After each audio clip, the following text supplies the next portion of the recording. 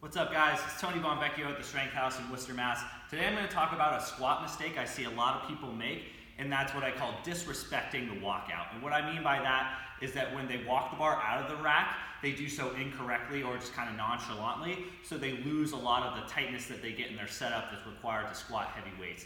So a lot of people understand that the setup is crucial to get your upper back tight, to get your core in the right position, but once they walk the bar out of the rack, then they take a bunch of steps, or they don't get tight and they kind of lose a lot of that tightness as they do the walkout, or they simply let the bar move around and bounce around too much. And of course, that's going to limit the amount of weight that you can squat because you're giving up that full body tension that's required.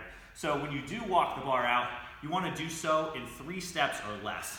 So once I'm ready to walk the bar out, I'm going to take my time once I unrack it to make sure I have control. And then I'm going to either do a 2-step walkout where I go 1 step back, 2 step back, and then I'm set and ready to go. Or I'm going to do a 3-step walkout where I go 1 step back, 2 step back, and then a centering step in order to get my feet where I want them. Another mistake I see a lot of people make is looking down too much at their feet. Looking down at your feet during the setup is not going to kill you, and it's more important to have your feet placed correctly than it is to not look down at all. But what I do see is a lot of people, they'll look down at their feet so much that they'll start to lean forward and they'll lose their upper back tightness. So make sure if you are going to glance at your feet, you do so really just with your eyes and not bending fully in order to see where your feet are and lose that upper back tightness.